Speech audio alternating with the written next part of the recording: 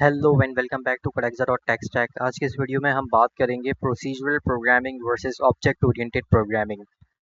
Object oriented programming और procedural programming में क्या डिफरेंस है। सबसे पहले हम प्रोसीजरल प्रोग्रामिंग की डेफिनेशन को देख लेते हैं कि प्रोसीजरल प्रोग्रामिंग होती क्या है। Procedural programming is a programming paradigm where the program is organised into functions procedures that operates on data. Procedural programming के अंदर हम एक ऐसी प्रोग्रामिंग पैराडाइम के ऊपर काम करते हैं जिसमें हम जो भी हमारा कोड होता है उसको फंक्शंस या प्रोसीजर्स के अंदर राइट करते हैं। तो इस तरह की जो प्रोग्रामिंग होती है हम उसको प्रोसीजरल प्रोग्रामिंग कहते हैं। जो पहले हम प्रोग्रामिंग करते हुए आ रहे थे, वो जो प्रोसेस था, वो जो पैराडाइम थी, उसको हम प्रोसीजरल प्रोग्रामिंग कहते थे। उसमें हम जस्ट फंक्शंस मेथड्स वगैरह बनाते थे और उसी पे काम कर रहे होते थे। Problem with procedural programming. Problem क्या थी प्रोसीजरल प्रोग्रामिंग के अंदर? Imagine building a software like Facebook, YouTube and WhatsApp. Thousands of functions becomes difficult to manage.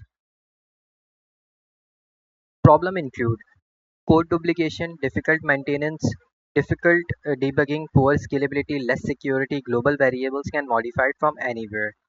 Basically procedural programming के अंदर क्या इशू था?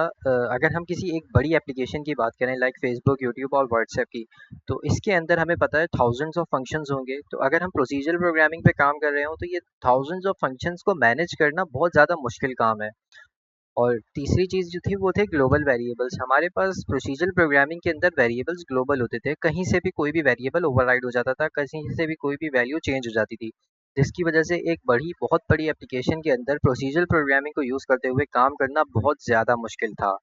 ये सारी जो डिफ़िकल्टीज़ थी वो थी प्रोसीजरल प्रोग्रामिंग के अंदर। नाउ द थिंग इज़ कि ऑब्जेक्ट ओरिएंटेड प्रोग्रामिंग क्या है? What is object oriented programming?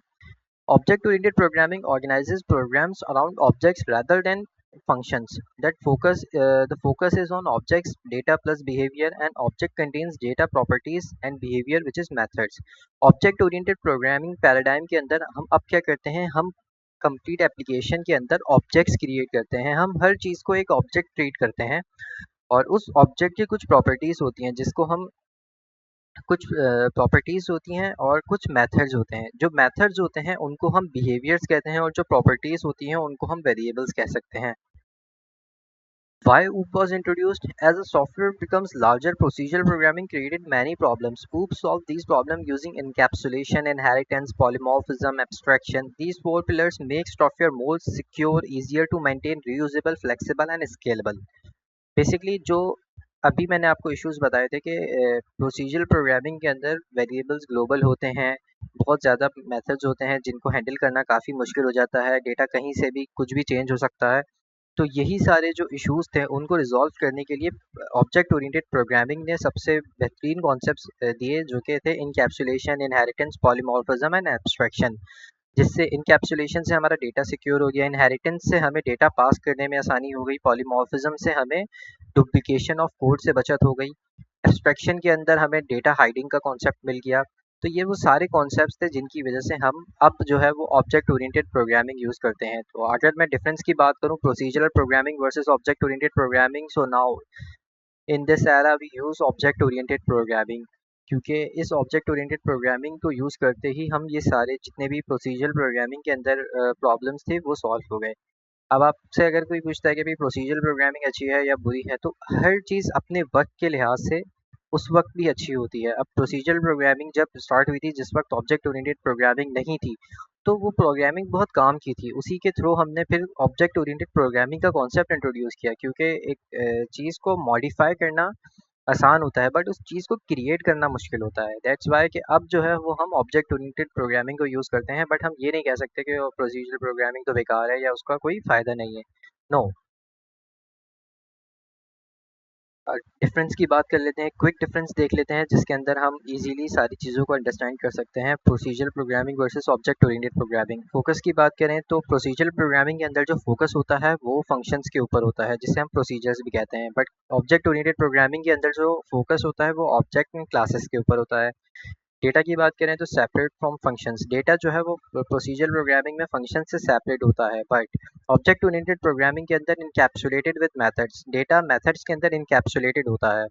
Reusability की बात करें तो प्रोसीजरल प्रोग्रामिंग लिमिटेड है, बट ऑब्जेक्ट ओरिएंटेड प्रोग्रामिंग के अंदर हाई होती है क्योंकि इनहेरिटेंस और कंपोजिशन का कॉन्सेप्ट यहाँ पर आ जाता है। सिक्योरिटी की बात करें तो प्रोसीजरल प्रोग्रामिंग के अंदर लोअर होती है क्योंकि global data can be accessed, जबकि ऑब्जेक्ट ओरिएंटेड प्रोग्रामिंग के अंदर सिक्योरिटी हायर होती है। क्यों? क्योंकि इनकैप्सुलेशन का कॉन्सेप्ट यहाँ पर हम यूज़ करते हैं। और अगर मेंटेनेंस की बात करें प्रोसीजरल प्रोग्रामिंग में तो डिफ़िकल्ट फॉर लार्ज एप्लीकेशन होती है, जबकि ऑब्जेक्ट ओरिएंटेड प्रोग्रामिंग में बहुत ईज़ियर होती है। स्केलेबिलिटी की बात करें तो procedural programming has very low scalability but object oriented programming has a high scalability. Real world modelling की बात करें तो it's difficult for procedural programming but it's very easy for object oriented programming. Code organisation की बात करें तो procedural programming में function based होता है, जबकि ऑब्जेक्ट ओरिएंटेड प्रोग्रामिंग के अंदर क्लास बेस्ड होता है। डेटा हाइडिंग की अगर बात करें तो प्रोसीजरल प्रोग्रामिंग में नॉट सपोर्टेड क्योंकि डेटा जो है वो ग्लोबल होता है वेरिएबल्स के अंदर प्रोसीजरल प्रोग्रामिंग में, जिसकी वजह से हम ऑब्जेक्ट ओरिएंटेड प्रोग्रामिंग पर शिफ्ट हुए थे। जबकि डेटा हाइडिंग जो है ऑब्जेक्ट ओरिएंटेड प्रोग्रामिंग के अंदर बहुत आसान है, जैसे कि हमने देखा एब्स्ट्रैक्शन और इनकैप्सुलेशन के phenomena. Now suitable for procedural programming आज भी जो है वो सूटेबल है बहुत स्मॉल एप्लीकेशन के, मतलब बहुत ज़्यादा जिनका जो स्कोप है वो बहुत ज़्यादा छोटा हो। बट जो मिड लेवल एप्लीकेशन है या medium to large scale applications हैं वो ऑब्जेक्ट ओरिएंटेड प्रोग्रामिंग को ही यूज़ करेंगी अभी भी। Would makes code more modular, reusable, secure, and easier to maintain. What we have learned today? We have learned about procedural programming versus object-oriented programming, और हमने इसकी examples देखी कि प्रोसीजरल प्रोग्रामिंग किस तरह से हमारे लिए बेनिफिशियल है, जबकि ऑब्जेक्ट ओरिएंटेड प्रोग्रामिंग क्या ऐसे फीचर्स देती है जिसकी वजह से हम अब जो है ऑब्जेक्ट ओरिएंटेड प्रोग्रामिंग पैराडाइम को ही फॉलो करते हैं। Now, what we will learn in next video, we will learn in next video about relationship in object-oriented programming. Types of relationships in object-oriented programming, which is association, aggregation, composition, inheritance, and dependency. जिनको नहीं पता तो मैं उनको बताता चलूँ कि हम ऑब्जेक्ट ओरिएंटेड प्रोग्रामिंग की एक कंप्लीट सीरीज़ फॉलो करते हुए आ रहे हैं, जिसके अंदर हमने अभी तक क्लासेस, ऑब्जेक्ट्स, पिलर्स ऑफ ऊपर कंप्लीट डिस्कशन कर ली है। नाउ अब नेक्स्ट वीडियो के अंदर हम देखेंगे कि रिलेशनशिप और टाइप्स ऑफ रिलेशनशिप क्या होते हैं और इनकी कंप्लीट डिटेल हम देखेंगे। तो if you found this video helpful please like, comment and subscribe to our YouTube channel. Stay tuned and keep learning.